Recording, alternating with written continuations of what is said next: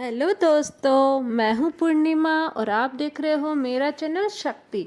आज का मेरा टॉपिक है शिव पार्वती की विवाह की कथा का, जिसको सुनने मात्र से ही सभी संकट दूर होते हैं और मनचाहा वर मिलता है, धन दौलत की अपार वर्षा होती है।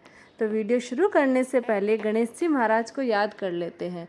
तो बोलिए गणेश जी महाराज की जय। अब शुरू करते हैं आज की कथा। माता पार्वती भगवान शिव से विवाह करना चाहती थी। सभी देवता इस रिश्ते से खुश थे और सभी चाहते थे कि पर्वत राजकन्या माता पार्वती और भगवान शिव का विवाह हो जाए। माता पार्वती की ओर से कुछ लोग भगवान शिव के पास पार्वती जी का रिश्ता लेके गए। शिव जी की एक तपस्वी साधु है। वे किसी रिश्ते नाते में नहीं बंधना चाहते थे। रिश्ते की खबर सुनकर वे क्रोधित हो उठे और उन्होंने अपनी तीसरी आंख खोली। उसके प्रकोप से रिश्ता लेके आए लोग भस्म हो गए। भगवान शिव द्वारा रिश्ता ठुकराने की खबर सुनकर माता पार्वती को बहुत दुख हुआ, परंतु वे तो ठान चुकी थी कि वो शादी करेगी तो बस महादेव से ही।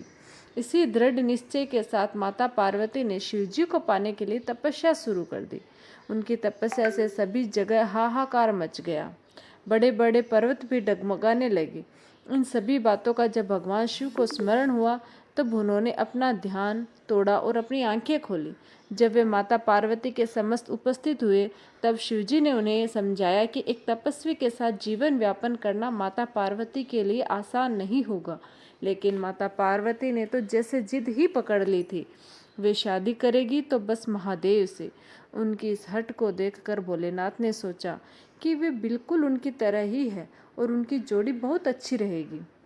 भोलेनाथ माता पार्वती से शादी करने के लिए मान गए और यह सुनकर न केवल माँ पार्वती अपितु समस्त देवगण भी बेहद प्रसन्न थे। माता पार्वती के घर में इस शादी को लेकर जोरों शोरों से शादी की तैयारियां शुरू हो गई थी। अब समस्या यह थी कि भगवान शिव एक तपस्वी थे और उनके परिवार में कोई नहीं था। उन्हें शादी की रस्मों का कोई अंदाजा नहीं था। मान्यता यह थी कि एक वधू का हाथ मांगने शादी के दिन वर को अपने परिवार के साथ ही आना पड़ता है, लेकिन भगवान शिव के परिवार में तो कोई नहीं था। ऐसे में महादेव ने डाकिनियों, भूत प्रेत और चुड़ैलों को अपनी बारात में शामिल होने को कहा। भगवान शिव तो इस बात से भी अनजान थे कि शादी के लिए तैयार कैसे होते हैं। डाकिनियों ने भगवान शिव के शरीर पे भस्म और हड्डियों की माला पहना दी, जो कि उनके घरों की परंपरा होती होगी। अब भगवान शिव की बारात, जिसमें भूत प्रेत थे, नाचते गाते माँ पार्वती के द्वार पहुंची। सभी लोग, जिसमें माँ पार्वती के घरवाले और देवतागण थे, हैरान रह गए। भूतों को देखकर घर की महिलाएं डर कर वहां से भाग गई।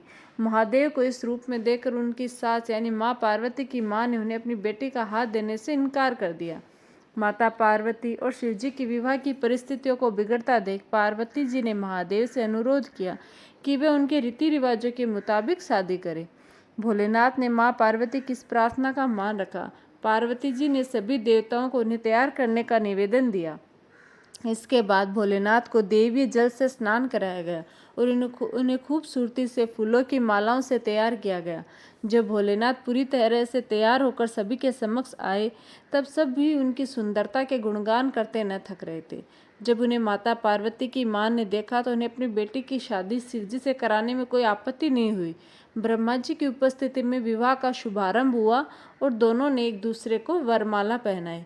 ऐसे माता पार्वती और शिवजी का विवाह संपन्न हुआ, जिसे हम लोग शिवरात्रि के रूप में मनाते हैं और शिव की पूजा करते हैं। तो ये है शिव पार्वती की विवाह की कथा। अगर वीडियो अच्छा लगे तो प्लीज़ लाइक, शेयर और सब्सक्राइब जरूर कीजिएगा। धन्यवाद।